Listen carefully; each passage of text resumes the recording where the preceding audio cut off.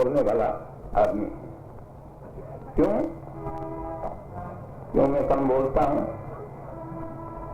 एक सूत्र है कि जो मैंने सीख लिया है कि मौनम मूर्खस्य भूषण, ज्यादा बोलना अच्छा नहीं, वो विद्वानों का काम है। लेकिन जो हम बोले उसी के ऊपर हम न चल सके तो हमारा बोलना नुकसान का ही।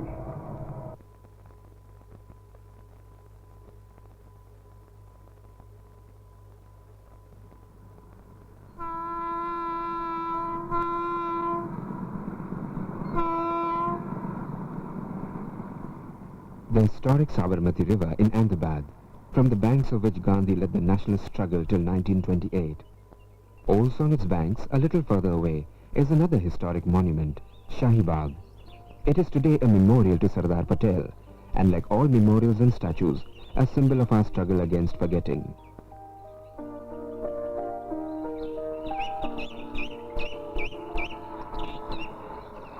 And yet memories cannot be lived fossilized. Today, when our public life has been marked by deep erosion of values, the time has come to take the memories of great leaders like the Sardar out of the deep freeze of museums and into our present.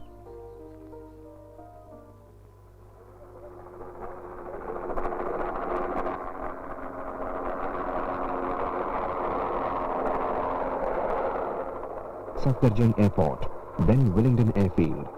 The Sardar was here on the 27th of October 1947, watching a sortie start and another end, and waiting for the return of VP Menon with news from Kashmir.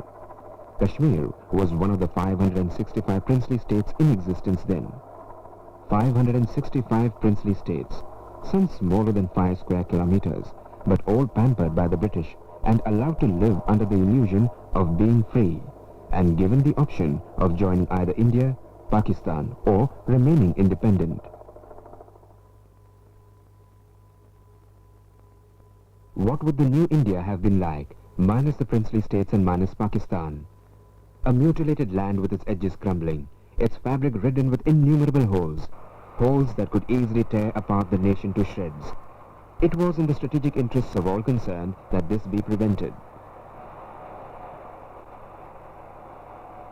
The job of integrating these princely states into the Indian Union required great tact, diplomacy, and a deep understanding of human nature. The Sardar convinced all the states to join in, with the exception of Kashmir, Junagadh and Hyderabad. Junagadh caved in, but there had to be police action before the Nizam of Hyderabad surrendered.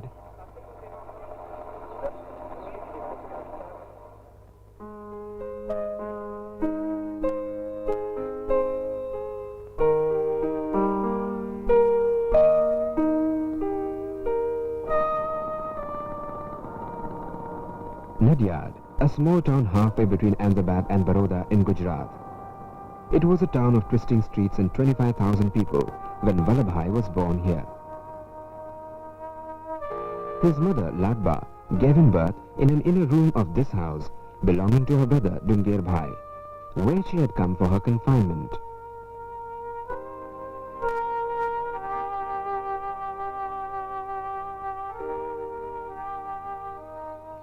Vallabhbhai's childhood was spent not in Nadyad, but in Karamsad, 12 miles north, where his father Zaver Bhai tilled a 10-acre plot and owned a house. Vallabhbhai's parents had 6 children. Vallabhbhai was the 4th. It is conjectured by some that this status of being a middle child had a share in the making of his extraordinarily strong and independent personality.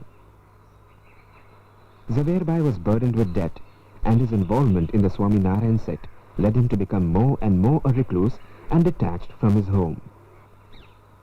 Deprived of adequate parental love, remembered last when clothes and sweets had to be shared, and first when any work needed to be done, Vallabhbhai learnt very early to fend for himself.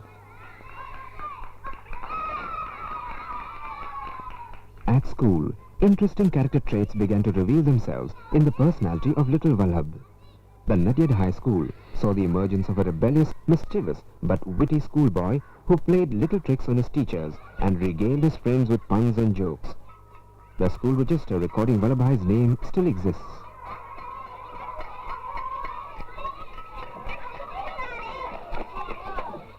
His strong, willful character and resistance to injustice, even at the cost of incurring the wrath of his teachers, earned him the names Stormy and Outlaw.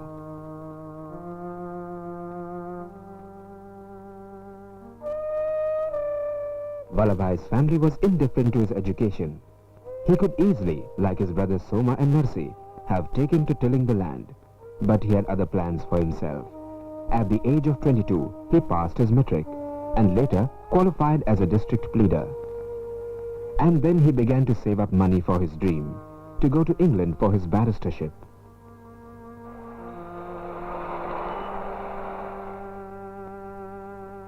Vallabhbhai wanted to leave for England, but it was not to be.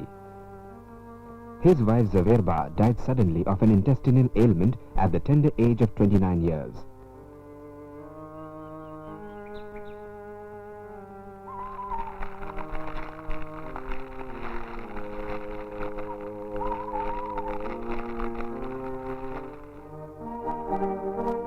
When he actually set out for his barristership to England, he was a man already 35 years of age.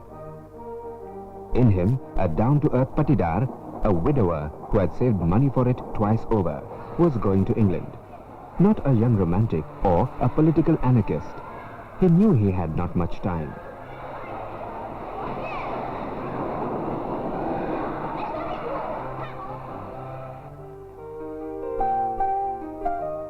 Only a few yards away from the courts in Ahmedabad is the Gujarat Club, where many lawyers would assemble to play bridge, smoke, gossip and discuss politics.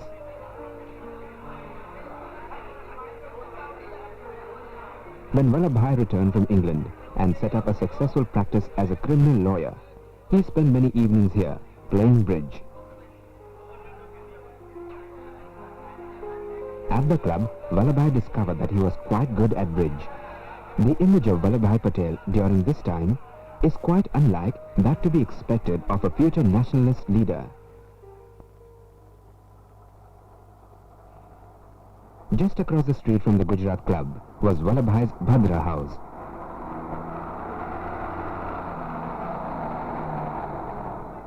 At this juncture, his interest in politics was minimal. He was scornful of the methods of the Indian nationalists, which then revolved around either making petitions or throwing bombs. And then in 1915, an event of staggering importance took place. Mohandas Karamchand Gandhi arrived on the Indian national scene from South Africa with his new weapon of the Satyagraha.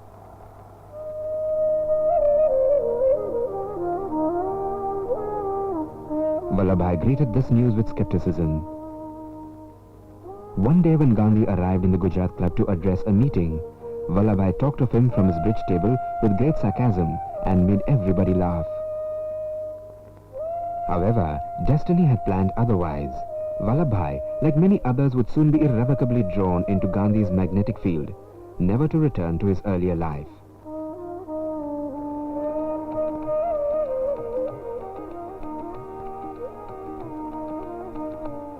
It was to this waiting spirit in Vallabhbhai that Gandhi showed the way.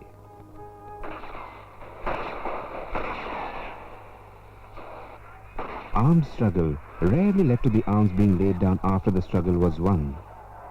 Gandhi appeared onto the national scene with a new weapon, that of Satyagraha, or non-violent resistance to oppression.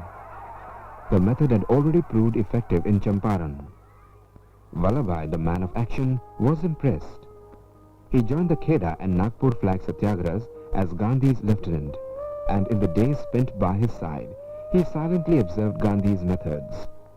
Thus began a 30-year relationship between Gandhi and Vallabhbhai, which was to have such a significant impact on the struggle for Indian independence. Vallabhbhai's house in the Swaraj ashram in Bardoli.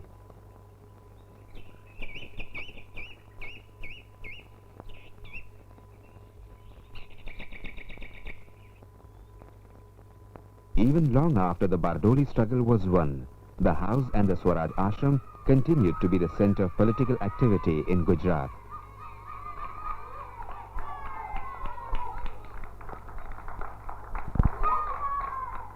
an old Haveli in Bardoli.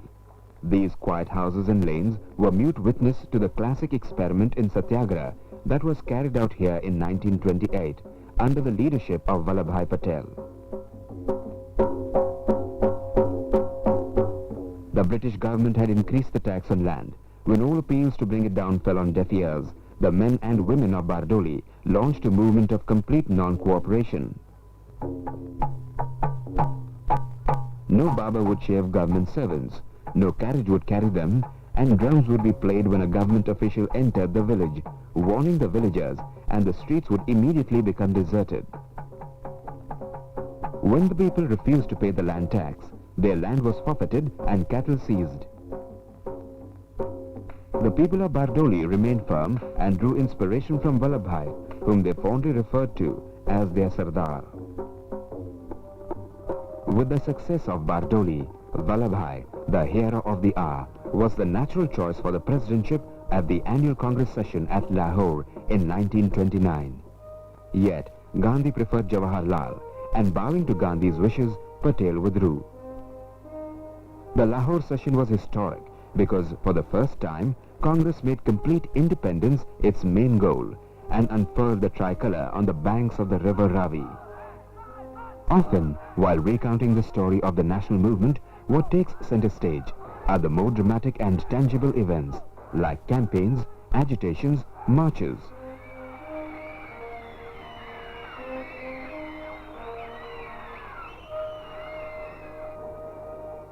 And the stage was now set for one more nationwide campaign, and this time a decisive one, the historic Quit India movement. Preempting the movement, the British arrested all the major national leaders in a single sweep, and the Sardar found himself along with Nehru, Azad, Kriplani and others in the Ahmednagar jail. In the nearly 30 months that he spent here, he had to confront an uncertain future, indifferent health, and the fact that at 68 he had very little time left.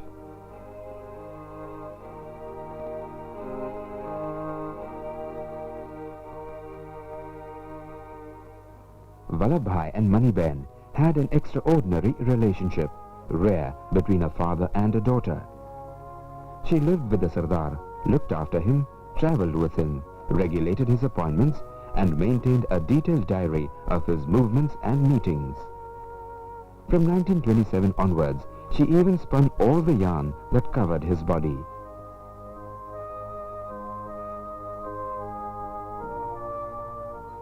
Long years ago, we made a tryst with destiny, and now the time comes. Freedom came at midnight on the 15th of August 1947. Only or in full measure, but very substantially. At the stroke of the midnight hour, when the world sleeps, India will awake to life and freedom.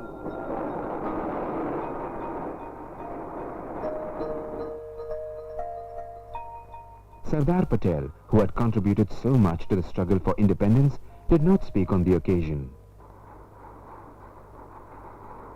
Power had changed hands.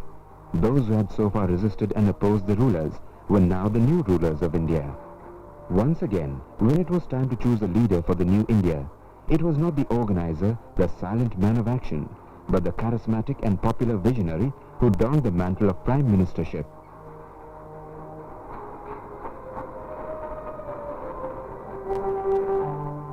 The Sardar became independent India's Home Minister and Deputy Prime Minister.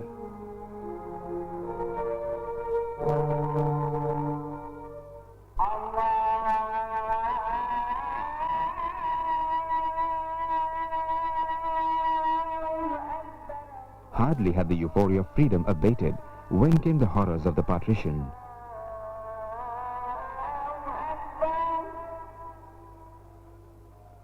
The demographic character of Delhi altered forever in the post-partition rioting, as a large segment of the capital's Muslim population had to leave the country and vast numbers of Hindu and Sikh refugees came in.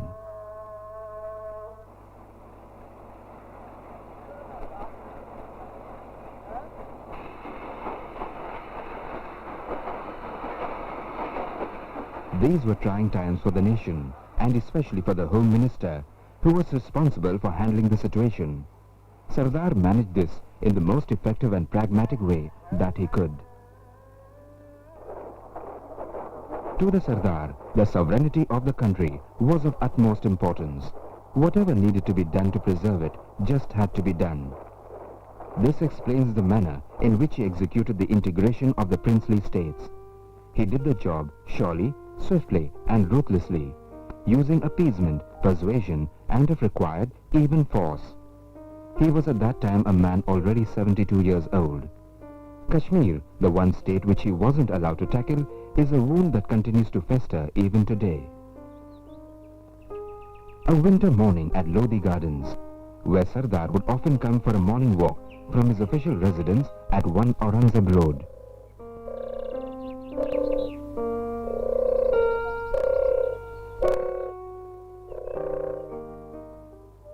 The greatest source of pain to him were the growing differences that had arisen between him and the most important and beloved man in his life, Gandhi.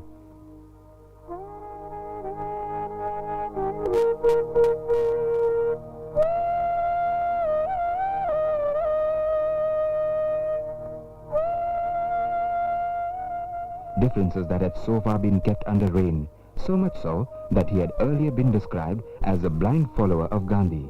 But now, like Nehru, he differed with Gandhi on an issue of utmost importance to the country, the acceptance of partition and the matter of payment of 55 crore rupees to Pakistan. Though these issues were resolved politically, they left a sense of hurt in the relationship.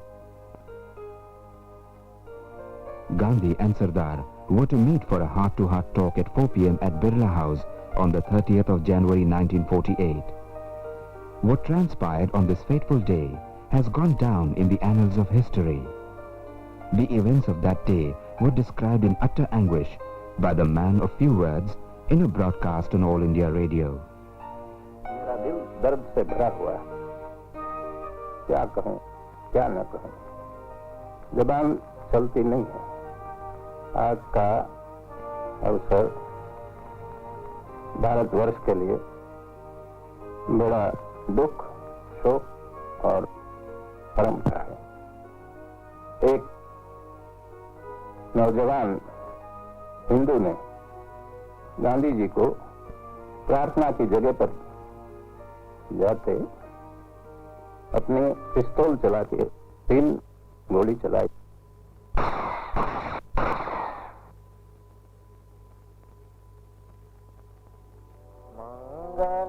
In November 1950, he fell ill.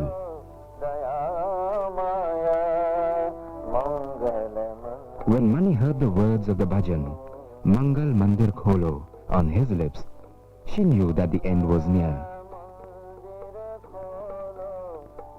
The Sardar passed away on the 15th of December 1950, leaving behind him a legacy of selflessness, courage and determination.